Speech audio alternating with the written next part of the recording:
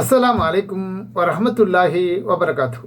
அல்ஹம்துலில்லாஹி ரப்பில் ஆலமீன். வஸ்ஸலாத்து வஸ்ஸலாம் அலா அஸ்ரஃபில் அம்பியாய் முர்சலீன் நபியனா முஹம்மத் வ ஆலிஹி வசாபிஹி அஜ்மயீன். அம்மாபாத்.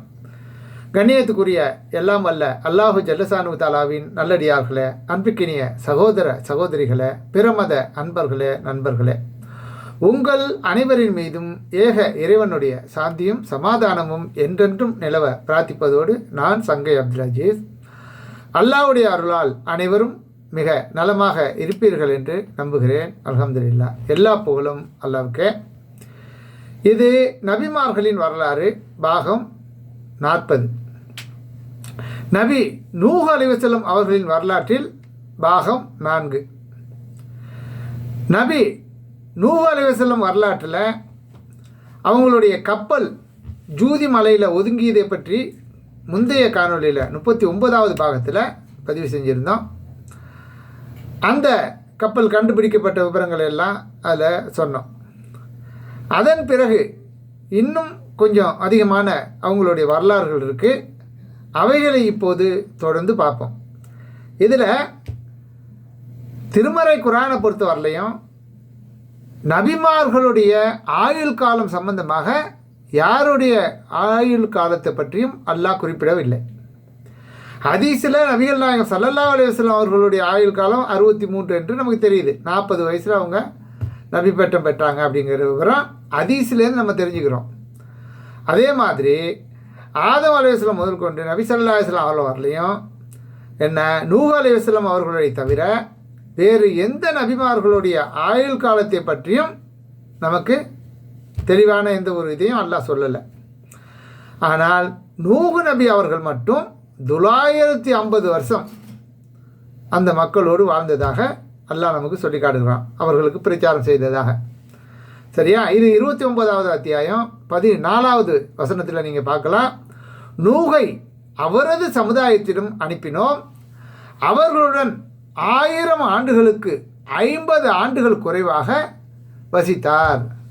அவர்கள் அநீதி இழைத்த நிலையில் அவர்களை பெரும் வெள்ளம் பீடித்து கொண்டதே என்று அல்லாஹ் தஆலா 29:14 சொல்லி காட்டுகிறான். அடுத்து 29:15 என்ன, அவரையும் அவரோடு கப்பலில் இருந்தோரையும் காப்பாற்றினோம், இதை அகிலத்தாருக்கு சான்றாக ஆக்கினோம் என்று இந்த 2 வசனங்களில் எல்லாம் சொல்லி காட்டுறான். அப்போ அன்றைக்கு அந்த 10 தலைமுறைக்கு பிறகு தீமைகள் அதிகரிக்குது, பாவங்கள் அதிகரிக்குது. என்ன, அந்த 10 தலைமுறையில் இருந்த நல்லவர்களை அந்த மக்கள் இணை வைத்து கடவுளாக ஆக்கும் நிலைக்கு ஆளாகிவிட்டார்கள் என்பதை நம்ம சொன்னோம். அப்போ அந்த 10 தலைமுறைக்கு பிறகு தான் நூஹ் அலைஹிஸ்ஸலாம் வர்றாங்க.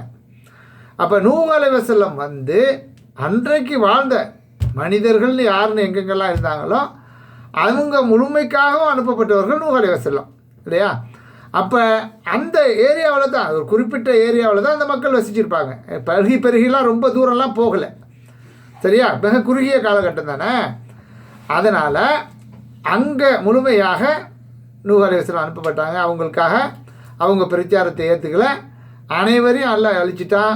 அவங்கள காப்பாற்றப்பட்டவர்கள் யாருன்னு கேட்டால் அவரையும் நூஹ் அலைஹிஸ்ஸலாம் அவர்களையும் அவரோடு கப்பலில் இருந்த என்ன மிக சிலரையும் தான் காப்பாற்றினோம், இதை அகிலத்திற்காரு சான்றாக்கினோங்கிறாள். அப்போ இது ஒரு சான்றாக நமக்கு இருக்குது. அந்த கப்பலில் யாரை நூஹ் அலைஹிஸ்ஸலாம் ஏற்றுனாங்களோ, அந்த நூஹ் அலைஹிஸ்ஸலாம் அவர்களை யார் அந்த நேரத்தில் ஈமான் கொண்டிருந்தார்களோ அவர்கள் மட்டும்தான் கப்பலில் ஏற்றப்பட்டு பின்பு அவர்களின் வழித்தோன்றர்களாகத்தான் இன்றைக்கு உலகம் முழுவதிலும் இருக்கக்கூடிய அனைத்து மனிதர்களும் என்ன பல்கி பெருகி இருக்கிறார்கள் என்ற சான்றை தான் அல்லாஹ் இதை நம்ம குறிப்பிடுறான். இதை சரியாக நம்ம புரிந்து கொள்ளணும். அடுத்ததாக நபி நூஹ் அலைஹிஸ்ஸலாம் அவர்களின் மனைவி வந்து கெட்டவங்களாக இருந்திருக்காங்க. நூஹ் அலைஹிஸ்ஸலாம் அவர்களை சொல் பேச்சை கேட்டு அவங்க அந்த நபித்துவத்துக்கு உதவியாக இருக்கல, என்ன அவங்க கெட்டவர்களாக இருந்திருக்காங்க, அதாவது துரோகம் செய்ததாக அல்லாஹ் சொல்கிறான். அப்போ நூஹ் நபியுடைய மனைவி என்ன துரோகம்னு சொன்னால் அந்த நபிங்கிற அந்த வேலைக்கு தான் இடையூறு இருந்திருப்பாங்க. சரியா? எப்படி நபி ஸல்லல்லாஹு அலைஹி வஸல்லம் அவர்களுக்கு இடையூறா அபுல் அஹப் இருந்தாப்லையோ, அவங்க போய் பிரச்சாரம் பண்ணுற இடத்துலலாம் இவர் போய் ஏதாவது ஒன்று கிடக்க ஒன்று போய் பேசுகிறதா வந்து ஏற்கனவே சொல்லியிருந்தோம் இல்லையா? அதே போல் ஏதாவது வேலையை இவங்க செஞ்சுருப்பாங்க. அப்போ துரோகம் செய்தார்கள்ங்கிறத அல்லாஹ் சொல்லி காட்டுறான். அதை பற்றி அவங்க மனைவி என்ன, அவங்க குடும்பத்தில் நபி 1050 வருஷம் பிரச்சாரம் செஞ்சியும் அவங்களால் கட்டி வாழ்ந்த மனைவி கூட அவங்கள ஏற்றுக்கலை, அவங்களுக்கு மாறு செய்தார்கள்ங்கிற செய்தி, துரோகம் செய்தார்கள் என்ற செய்தியை அல்லாஹ் சொல்லி காட்டுகிறான். சரியா? அதை எப்படி சொல்லும்பொழுது, அதாவது நல்லவர்களுக்கு எடுத்துக்காட்டாக 2 பெண்களை தான் அல்லாஹ் திருமறையில் நமக்கு சுட்டி காட்டுகிறான் உதாரணத்திற்கு. அதே மாதிரி கெட்டவர்களுக்கும் என்ன 2 பெண்களை நமக்கு உதாரணமாக முன்மாதிரியாக ஆக்கியிருக்கிறான். அதை அப்படின்னு கேட்டிங்கன்னா 66வது அத்தியாயம் 10வது வசனத்தில் நூகுடைய மனைவியையும் லூத்துடைய மனைவி, 2 நபிமார்கள்னு சொன்னோம் இல்லையா? அதில் ஒன்று நூஹ் அலைஹிஸ்ஸலாம் அவர்களுடைய மனைவியும் அவங்களுக்கு துரோகம் செஞ்சுருக்காங்க என்ன, அதே மாதிரி லூத் அலைஹிஸ்ஸலாம் அவர்களுடைய மனைவியும் என்ன, அவங்களுக்கு துரோகம் செஞ்சுருக்காங்க. அதை பற்றி அல்லாஹ் குறிப்பிடும்போது 66:10 நூஹுடைய மனைவியும் லூத்துடைய மனைவியும் தன்னை மறுப்போருக்கு அல்லாஹ் முன்னுதாரணமாக காட்டுகிறான். அல்லாவை மறுப்பவர்கள், காபீர்கள், குப்பார்கள், நிராகரிப்பாளர்கள்னு எத்தனை பேர் வேணாலும் பேர் வச்சுக்கோங்க, அவர்களுக்கு முன்னுதாரணமாக இந்த நூஹ் அலைஹிஸ்ஸலாம் அவர்களுடைய மனைவியையும் லூத் அலைஹிஸ்ஸலாம் அவர்களுடைய மனைவியையும் அல்லாஹ் உலகத்தாருக்கு முன்னுதாரணமாக காட்டுகிறான். அவங்க இருவரும் என்ன செஞ்சாங்க அப்படின்னு சொன்னால், அவங்க இருவரும் நமது 2 நல்லடியார்களின் மனைவியராக இருந்தார்கள். சரியா? நல்லடியார்களாகிய அல்லாஹ்வுடைய தூதர் நபிமார்களுக்கு மனைவியாக இருந்து கொண்டு இரு பெண்களும் இருவருக்கும் துரோகம் செய்தார்கள். என்ன செஞ்சார்களா? அந்த 2 நபிமார்களுக்கு, அல்லாஹ்வுடைய நல்லடியார்கள் அவர்கள் என்ன, அப்படிப்பட்ட நல்லடியாரான மனைவிகளாக இருந்து இந்த 2 பேரும் அவங்க 2 பேருக்கும் துரோகம் செய்தார்கள். எனவே இருவரையும் அல்லாஹ்விடமிருந்து அவர்கள் சிறிதளவும் காப்பாற்ற முடியாது. இருவரும் நரகில் நுழைவோருடன் சேர்ந்து நுழையுங்கள் என்று கூறப்பட்டு விட்டது என்று அல்லாஹ் தஆலா அதில் 66:10 சொல்லி காட்டுறான். சரியா? அப்போ இன்றைக்கு மக்கள் என்ன பண்ணுறாங்க, யாரையோ நம்பி எவன் காலிலே உழுந்து இவர் என்ன கரை சேர்த்துருவார், இவர் நமக்கு நல்லது செய்வார், அவர் நமக்கு கஷ்டத்தை போக்கிடுவாரெல்லாம் போய் அநியாயமாக தங்களுடைய ஈமானை பறிகொடுத்து என்ன ஒரு முட்டாள்தனமான வேலைகளை செய்து கொண்டிருக்கிறார்களே. அல்லாஹ்வுடைய தூதர் 2 நபிமார்கள், அந்த 2 நபிமார்களுடைய தங்களுடைய மனைவியை தங்களுக்கு காப்பாற்ற இயலாது என்று அல்லாஹ் சொல்லி காட்டுகிறானே. நபிமார்களுடைய ஒரு மகனை, அது பின்னாடி சொல்கிறேன், ஒரு மகனே தன் கண் முன்னால் அழிக்கப்படுறான், அதை காப்பாற்ற முடியல நபிக்கு. மனைவிகள் 2 நபிமார்களுடைய மனைவிமார்கள் இந்த மாதிரி நரகத்தில் அல்லாஹ் போட்டு இருக்கிறான், அவர்களை காப்பாற்ற முடியல நபிமார்களுக்கு. யாரெல்லாம் யாரையோ காப்பாற்றிடுவாங்களாம். அப்போ எப்படிப்பட்ட சிந்தனையில் மனிதர்கள் வாழ்கிறார்கள் என்பதை யோசித்து பாருங்கள். அப்போ அவர்கள் அல்லாஹ் என்ன குர்ஆனில் சொல்லி காட்டுகிறான், அல்லாஹ் நம்மோடு என்ன பேசுகிறான், நமக்கு என்ன கட்டளை இட்டிருக்கிறான், எது தப்பு எது சரி என்று எப்படி சொல்கிறான்னு விளங்காமல் இருக்காங்கங்கிறது தெரியுதா இல்லையா? இது தெரிஞ்சிருந்தா ஒரு நபியாலே தன்னுடைய மனைவியை காப்பாற்ற முடியல, தன்னுடைய மகனை காப்பாற்ற முடியலன்னா இவங்கெல்லாம் ஏமாத்திரும் என்ற ஒரு அறிவு இருக்குமா இருக்காதா? அது கூட இல்லாமல் என்ன பண்ணுறாங்க நம்ம மக்கள், ஈமானை பறி கொடுத்து விட்டு ஏன்னா நரகவாசிகளாக போவதற்குரிய எல்லா வேலையும் செய்து கொண்டிருக்கிறார்கள். அவர்கள் சிந்தித்து பார்க்கணும். அடுத்து 66:11 அல்லாஹ் என்ன சொல்கிறான், என் இறைவா, சொர்க்கத்தில் உன்னிடம் எனக்கு ஒரு வீட்டை எழுப்புவாயாக, பிறவனிடம் இருந்தும் அவனது சித்திரவதையில் இருந்தும் என்னை காப்பாயாக, அநீதி இழைத்த கூட்டத்திலிருந்தும் என்னை காப்பாயாக என்று பிறவுனின் மனைவி கூறியதால் அவரை நம்பிக்கை கொண்டோருக்கு அல்லாஹ் முன்னுதாரணமாக காட்டுகிறான் என்று அல்லாஹ் சொல்கிறான். அப்போ ஏற்கனவே 2 நபிமார்களுடைய மனைவிகள் என்ன மனிதர்களிலேயே கெட்ட முன்னுதாரணத்துக்கு உரியவர்கள் என்பதை அந்த 2 பேருடைய மனைவி, அவங்க 2 நல்லடியார்களுக்கு மனைவியாக இருந்து அவர்களுக்கு துரோகம் செய்தார்கள். அதனால் அவர்கள் கெட்டவர்கள். சரியா? அதே மாதிரியே 2 பெண்கள் நல்லவர்களாக இருந்தார்கள், மூமின்களுக்கு முன்மாதிரி என்று கூறும்பொழுது அவனுடைய மனைவி அவர்களை பற்றி அல்லாஹ் சொல்லி காட்டுகிறான். ஹதீஸில் ஆசியான்னு வருது. சரிங்களா? குரானில் அவங்க பேர் இல்லை. அப்போ அவங்க மூமின்களுக்கு ஒரு முன்மாதிரி. அடுத்ததாக 66:12 இம்ரானின் மகள் யாரு? இம்ரானின் மகள் மரியமையும் இறைவன் முன்னுதாரணமாக கூறுகிறான். 2வது பெண்மணி. 2 பேர் மூமின்களுக்கு முன்னுதாரணம்னு சொன்னோமே. அதில் முதலாவது அன்னை ஆசியா அவர்கள், அதாவது ஃபிரௌனுடைய மனைவி. 2வது ஈசா அலைஹிஸ்ஸலாம் அவர்களுடைய தாயார் மரியம், மேரி என்று சொல்வார்கள் கிறிஸ்தவர்கள், அந்த மரியம் அலைஹிஸ்ஸலாம் அவர்கள். அப்போ இம்ரானின் மகள் மரியமையும் இறைவன் முன்னுதாரணமாக உங்களுக்கு கூறுகிறான். அப்படி அவங்க என்ன செஞ்சாங்க? அவர் தமது கற்பை காத்து கொண்டார். பெண்களே, இஸ்லாமிய சகோதர சகோதரிகளே, கற்பை காத்துக்கொள்வது என்பது இந்த மார்க்கத்தில் மிக ஒரு உயர்ந்த தரத்தில் உள்ள தரஜாவுக்கு உரிய செயல். என்ன புரிந்து கொள்ளுங்கள். அப்படிப்பட்ட ஒரு பெண்மணியை தான் முன்னுதாரணமாக ஈமான் கொண்டவர்களுக்கு, நம்பிக்கையாளர்களுக்கு, மூமின்களுக்கு முன்னுதாரணமாக அல்லாஹ் கூறுகிறான். மரியம் அலைஹிஸ்ஸலாம் அவர்கள், அவரிடம் அவர் தமது கற்பை காத்து கொண்டார், அவரிடம் நமது உயிரை ஊதினோம். யாரே? ஈசா அலைஹிஸ்ஸலாம் அவர்கள். என்ன? அவர் தமது இறைவனின் வார்த்தைகளையும் அவனது வேதங்களையும் உண்மைப்படுத்தினார். அவர் கட்டுப்பட்டு நடப்பவராகவும் இருந்தார். ஒரு நபிக்கு தன் மனைவி என்ன மகனை காப்பாற்ற முடியவில்லை என்பதை என்ன மேலதிகமாக நம்ம விளங்கி கொள்ள வேண்டும். அப்போ இது ஒரு சம்பந்தமாயிடுச்சு.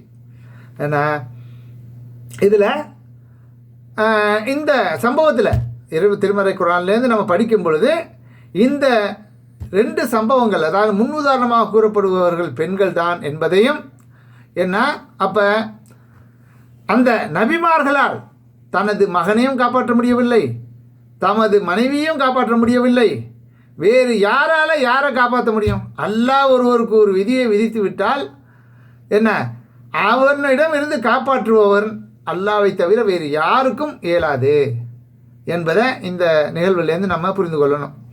அடுத்து நூஹ் நபி அவர்களுடைய மகன் சம்பந்தமான ஒரு விஷயம். நான் ஏற்கனவே இதை பற்றி சொல்லியிருக்கோம். என்றாலும் கூட இதை பிரித்து சொல்வதற்கு காரணம் இருக்கிறது. அந்த சம்பவத்தில் நம்ம பெற வேண்டிய பாடமும் படிப்பினையும். இப்போ நம்ம என்ன நினைக்கிறோம்?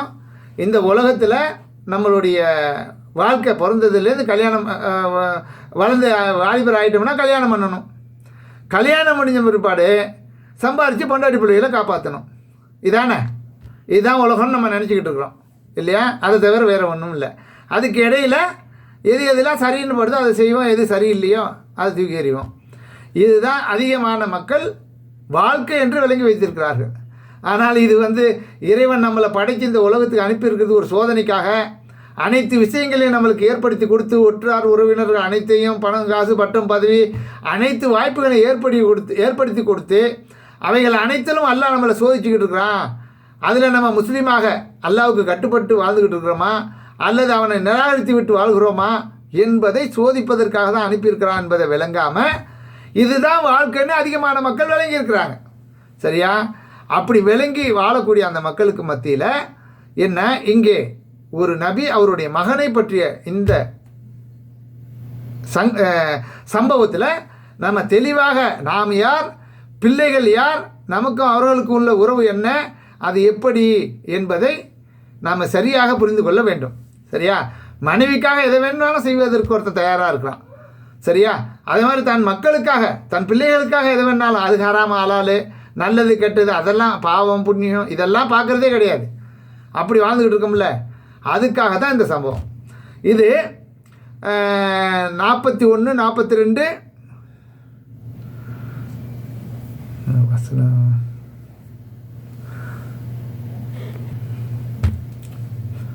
இதில் 11வது அத்தியாயம் 41லேருந்து 49 வரை உள்ள 9 வசனங்களை படிங்க. இதில் நபி நூஹ் அலைஹிஸ்ஸலாம் அவர்களின் மகனுக்கும் தகப்பனுக்கும் உள்ள ஒரு நிகழ்வு. இதில் ஏறிக்கொள்ளுங்கள், அல்லாவின் பெயராலேயே இது ஓடுவதும் நிற்பதும் உள்ளது. என் இறைவன் மன்னிப்பவன், நிகரற்ற அன்புடையவன் என்று நூஹு கூறினார். இது 11 இது 41 11 41.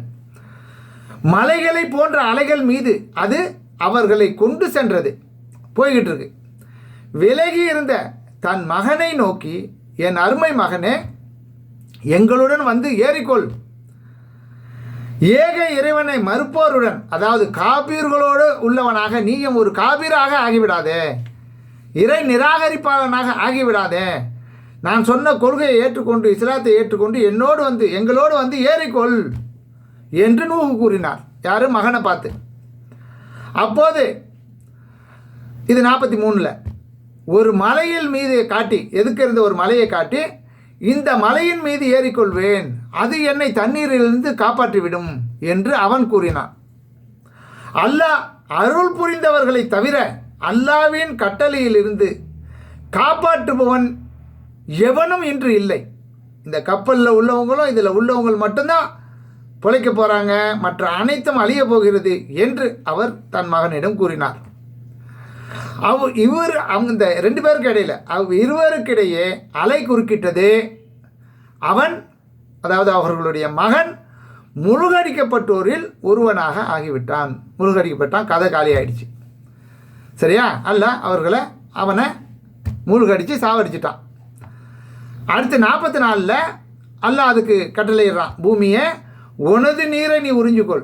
பூமியிலேருந்து பொங்கிச்ச நிலத்தடி நீர், பூமிக்கு அடியில் உள்ள நீர், அதெல்லாம் அல்லாஹ் கட்டளை போடுறான், நீ எடுத்துக்க, எல்லாத்தையும் உறிஞ்சிடு. அது மாதிரி வானத்துக்கு கட்டளையிட்டு என்ன பண்ணுறான், வானமே நீ உன்னுடைய அந்த மேலே எடுத்து ஊத்துறத நிப்பாட்டு, மூடிக்க அப்படின்னு அதுக்கு கட்டளை போட்டான். அப்போ அதன் பிறகு தண்ணீர் வற்றியது. அந்த எந்த அளவுக்கு வெள்ளம் வந்துச்சோ அந்த கதை முடிக்கப்பட்டது. தண்ணீரில் வெள்ளங்கிறது முடிஞ்சு போச்சு. நான் வற்றிய பிற்பாடு அனைத்து காரியமும் முடிக்கப்பட்டு விட்டது.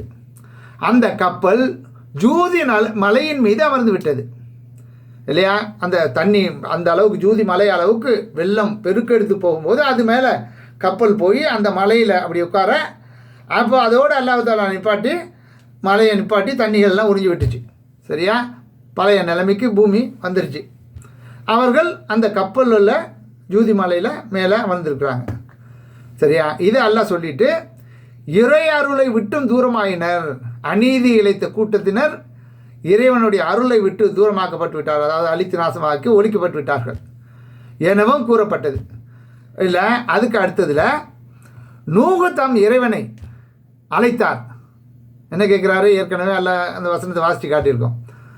உண்மையும் உன்னுடைய குடும்பத்தாரையும் நீ அதில் ஏற்றிக்க, உன்னுடைய குடும்பத்தாரை நம்ம காப்பாற்றுவோம், அதில் உன்னுடைய குடும்பத்தாரில் அநீதி இழைத்தவர்களை பற்றி நீ என்னிடம் பேசக்கூடாதுன்னு ஏற்கனவே சொல்லியிருக்கான்ல.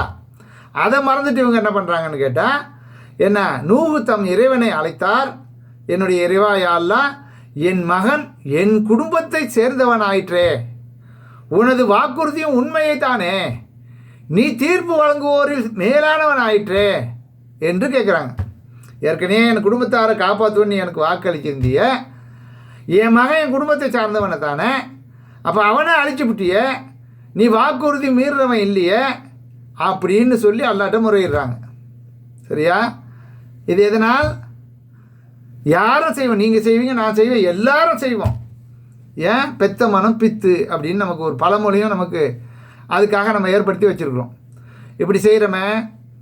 இப்போ இது மாதிரி செய்வது சரியா?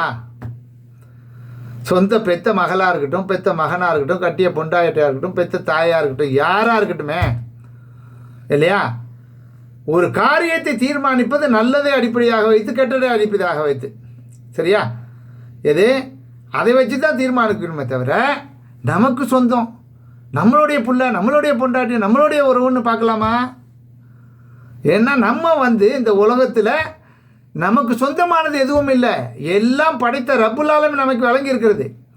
அப்படி வழங்கப்பட்ட இறைவன் எதை எவ்வாறு எந்த இடத்துல வச்சு நீ பார்க்கணும்னு நமக்கு ஒரு கட்டளை இட்டிருக்கிறான். அதை நம்ம மதிக்கிறதும் இல்லை, அதை புரிந்து கொள்வதற்கு முயற்சி செய்கிறதும் இல்லை. இந்த மாதிரி ஒரு பொடுபோக்கான ஒரு வாழ்க்கையை நம்ம வாழ்ந்து கொண்டு இருக்கிறோம். அதனால் அதோடைய சாராம்சம் நமக்கு புரிய மாட்டேங்குது. அப்போ இந்த மாதிரி அவங்க நீ தீர்ப்பு வழங்குவோரில் மேலானவனாச்சே அதையும் சொல்லிக்கிறாங்க. நீ தீர்ப்பு வழங்குற அந்த தீர்ப்பு தப்பாக இருக்காதே, இப்போ எனக்கு என் மகனை பொறுத்தவரையிலையும் தப்பாக மாதிரி தெரியுதே அப்படிங்கிற மாதிரி கேட்குறாங்க. இப்போ அதற்கு அல்லாஹ் ரப்புல் ஆலமீன் அவங்களுக்கு பதில் சொல்கிறான். இதுதான் ஒவ்வொரு மனிதனுக்கும் பாடமும் படிப்பினையும் நிறைந்த மிக அற்புதமான வாக்கியம். மூமின்களே, முஸ்லீம்களே, சகோதரிகளே, சகோதரர்களே, சரியாக இந்த வார்த்தைகளை பதிவு செய்து கொள்ளுங்கள் என்று. அதாவது 46வது அத்தியாயம் 11 46வது வசனம். நூகே, அவன் உன் குடும்பத்தை சார்ந்தவன் அல்லன், இது நல்ல செயல் அல்ல. இந்த மாதிரி என்கிட்ட நீ பேசுறிய, ஒரு நபியாக இருந்து கொண்டு என்னிடமிருந்து நேர்வழியை பெற்றுக்கொண்டு என்ன இப்படி ஒரு வார்த்தை பேசுறிய, இது நல்ல செயல் இல்லை. உமக்கு அறிவு இல்லாதது, இது பற்றிய உனக்கு அறிவு இல்லை. முட்டாள்தனமாக என்கிட்ட நீ பேசுகிற, உனக்கு அறிவு இல்லாததை பற்றி அடுத்து நெக்ஸ்ட் டைம் பேசாத, என்னிடம் கேட்காதீர். நீர் அறியாதவராக நீர் இருக்கக்கூடாது என்று உம்மை நான் எச்சரிக்கிறேன், அறிவுரை கூறுகிறேன் என்று அவன் கூறினான். இது மாதிரியான ஒரு வார்த்தை உன் வாயிலிருந்து வரக்கூடாது. என்ன, நீ அறிவு கெட்டவராக என்ன இருக்கக்கூடாது என்று உனக்கு அறிவுரை கூறுகிறேன் என்று எவ்வளோ நுணுக்கமாக அல்லாஹ் சொல்கிறான் பாருங்கள். அந்த வார்த்தைகளை அப்படியே நம்ம பேசுகிற வார்த்தையில் பேச்சு பாருங்களேன், எப்படி வரும், எகத்தாளமா ஏழகோலமாக இருக்கும். சரியா? அவ்வளவு நுணுக்கமாக நாசுக்காக அல்லாஹ் சொல்கிறான். என்ன சொல்கிறான்? நூகே, அவன் உன் குடும்பத்தை சார்ந்தவன் அல்ல. நீ பெத்த அவனுக்கு பிள்ளையா? பெத்துட்டாலாம் பிள்ளை கிடையாது. நீ அப்பன் என்பதை அவன் ஏற்றுக்கொள்ளணும். நீ உன்னுடைய கொள்கையை அவன் ஏற்றுக்கொள்ளணும். உன் பேச்சை அவன் கேட்கணும். போய வேலையை பார்த்துக்கிட்டு நான் மலை மேலே ஏறிக்கி வாங்குறான், அவனுக்காக நீ என்கிட்ட வக்காலத்து வாங்குறியா? இது நல்ல செயல் இல்லை, அவன் குடும்பத்தை சார்ந்தவனே இல்லை என்று சொல்லிவிட்டுட்டு, இது நல்ல செயல் அல்ல, உமக்கு அறிவு இல்லாதது பற்றி என்னிடம் கேட்காதீர்.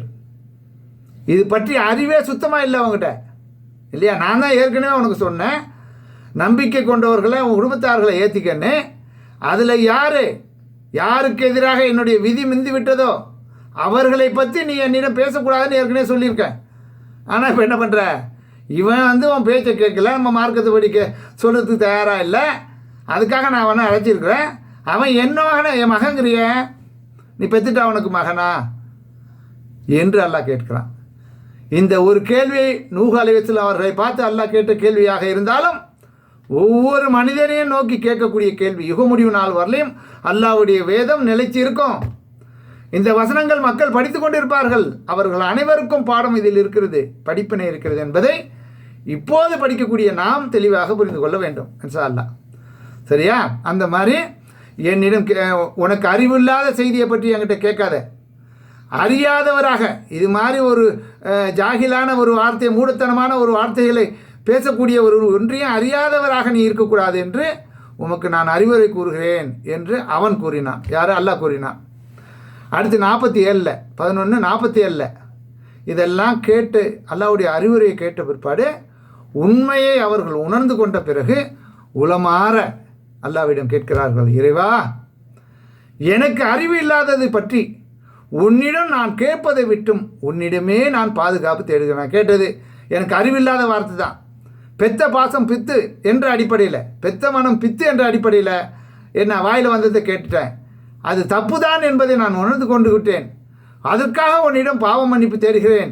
நீ என்னை மன்னித்து எனக்கு அருள் புரியாவிட்டால் நான் நஷ்டமடைந்தவனாக ஆகிவிடுவேன் என்று அவர் கூறுகிறார். யார்கிட்ட? அல்லாஹ்விடத்தில். எப்படி போகுது பாருங்க.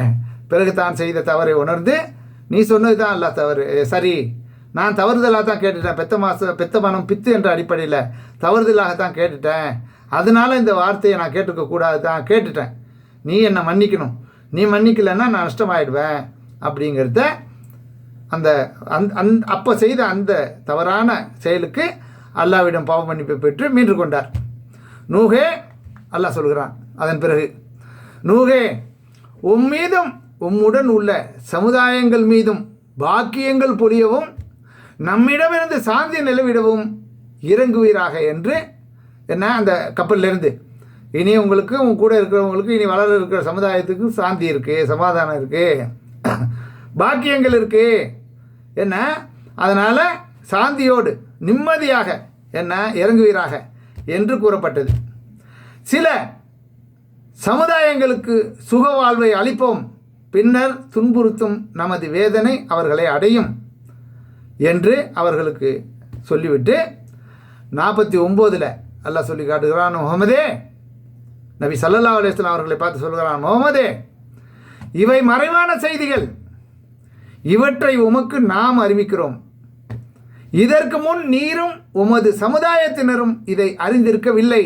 நாம் தான் முதலாக உமக்கு இதை பற்றி சொல்லுகிறோம். எனவே பொறுமையை கடைபிடிப்பீராக. நம்மை அஞ்சுவோருக்கு நல்ல முடிவு உண்டு என்று அல்லாஹ் அந்த கதையை முடிக்கிறோம். இதோட நபிமார்களுடைய வரலாற்றில் நூஹ் அலைஹிஸ்ஸலாம் சம்பந்தமான இந்த விஷயங்களை இதோடு நிறுத்தி கொள்வோம். அடுத்தது ஹதீஸில் என்ன, திருமதி ஹதீஸில் அதாவது நூஹ் அலைஹிஸ்ஸலாம் அல்லாஹ் அழிச்சான் இல்லையா, அழிச்சிட்டான் எல்லாத்தையும். இப்போ அவங்களோட ஈமான் கொண்டவர்கள் யார், அவங்களுடைய வழித்தோன்றர்கள் தான் நம்ம எல்லாரையும் எல்லாம் சொன்னான், ஏற்கனவே எல்லாம் சொல்லியிருக்கிறோம். அப்போ நூஹ் அலைஹிஸ்ஸலாம் கப்பலில் யாரை காப்பாற்றினானோ அது அவங்களுடைய நெருங்கிய சொந்தக்காரங்க தான், சரியா, பிரத்தியார்கள் யாரும் கிடையாது. அப்படி அவங்களோட சொந்த அந்த அவங்களுக்கு நூஹ் அலைஹிஸ்ஸலாம் அவர்களுக்கும் அவங்களுடைய சொந்தக்காரங்க யார் ஈமான் கொண்டு ஏறினாங்க எத்தனை பேர்லாம் சொல்லலை, யார் யார் என்ற விவரம்லாம் இல்லை. ஒரு மகன் அழைக்கப்பட்டுட்டான், வேறு மகன்கள் இருந்திருப்பாங்க. ஒரு மனைவி இப்படி போயிட்டாங்க, வேறு மனைவிமார்கள் இருந்துச்சா என்னான்னு தெரியல. ஆக இதுக்கு மேலே தொடர்ந்த மனித சமுதாயம் அவங்களுடைய சந்ததிகளில் உள்ளது தான் அப்படிங்கிறத நம்ம தெளிவாக தெரிஞ்சுக்கொள்ளணும். இந்த சந்ததிகளை குறிப்பிடும் பொழுது சுப்ஹானல்லாஹ் ஏராளமான கட்டுக்கதைகளை அவங்க பேரில் கட்டி வச்சுருக்காங்க. இப்போ நான் உங்களுக்கு தொட்டு கூட காட்டல, இது வரலையும், சரியா. உண்மை செய்தி இது தான். ஒரு மகன் பேர் குறிப்பிடப்பட்டு என்ன பெயர் இல்லை, அந்த இதில் கப்பலில் ஏற சொல்லி கூப்பிட்டாங்களே, அந்த ஒரு மகன் மறுத்து மூழ்கடிச்சிட்டு செத்து போயிட்டான். பாக்கி வேறு மகன்கள் இருந்திருப்பாங்க, சரியா. எத்தனை பேர் இருந்தாங்க, யார், என்ன விவரம் எதுவுமே குரான்லேயோ ஹதீஸ்லேயோ இல்லை, ஓகேயா. ஆனால் ஒரே ஒரு இட்டுக்கட்டப்பட்ட செய்தியில் பலகீனமான செய்தி ஒன்று திருமதி என்ற கிரந்தத்தில் இடம்பெற்றிருக்குது.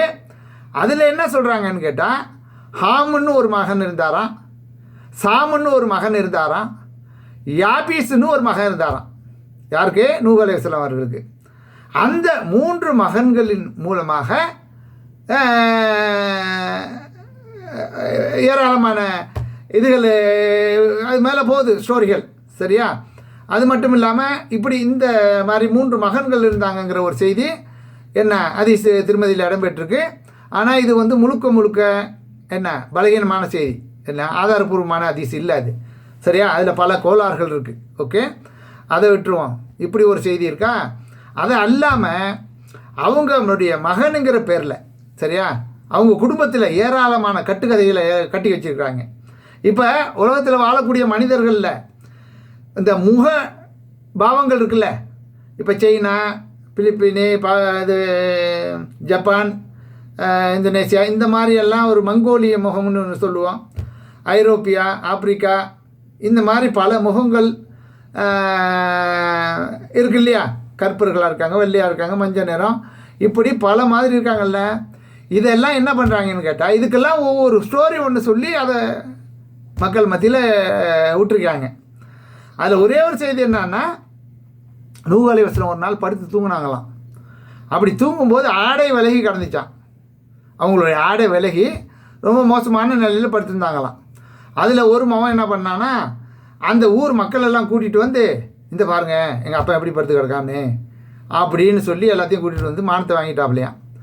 அதில் கோவப்பட்டு அந்த மகனை சபிச்சிட்டாங்களாம். யார்? நூஹ் அலைஹிஸ்ஸலாம். அதனால் எல்லாம் நீக்கிறோம், அந்த கற்பர்களாக ஆகிட்டாங்க. இப்படியெல்லாம் ஏராளமான கதையை சும்மா ஒரு சொட்டு காட்டியிருக்காங்க, அவ்வளோதான். இந்த மாதிரி ஒவ்வொரு அந்த சாயல் உள்ளவர்களுக்கெல்லாம் ஒவ்வொரு கதையும் கட்டி விட்டு அவங்க அதை செஞ்சாங்க, இதை இவங்க செஞ்சாங்க, அப்படி இப்படின்லாம் சொல்லி ஏராளமான கட்டுக்கதைகளை கட்டி விட்டுருக்குறாங்க. இதுவே 30 நிமிஷம் ஆயிடுச்சு. எனவே நூஹ் அலைஹிஸ்ஸலாம் அவர்களுடைய வரலாறை இதோடு நம்ம முடித்துக்கொள்வோம். இதுதான் இது வரலையும் ஆதாரப்பூர்வமாக சொல்லப்பட்டிருக்கிற திருமறை வசனத்தில் உள்ளது, இவ்வளவுதான் இல்லையா? இது மட்டும்தான் உண்மையான வரலாறு. இதை அல்லாமல் கேட்கக்கூடிய அனைத்தும் பொய் என்பதை நம்பி அதை உங்களுடைய மனதிலிருந்து டிலேட் செய்துவிட்டு உண்மையை உண்மையாக பொய்யை பொய்யாக விளங்கிக் கொள்ளக்கூடிய நன்மக்களாக அல்லாஹ் உங்களையும் என்னையும் ஆக்கி அருள் புரிய இறைவனிடம் பிரார்த்தித்தவனாக இந்த காணொலியை நிறைவு செய்கிறேன். நன்றி. தேங்க்ஸ் ஃபார் வாட்சிங். ஜஸாக் அல்லாஹ் ஹைரா.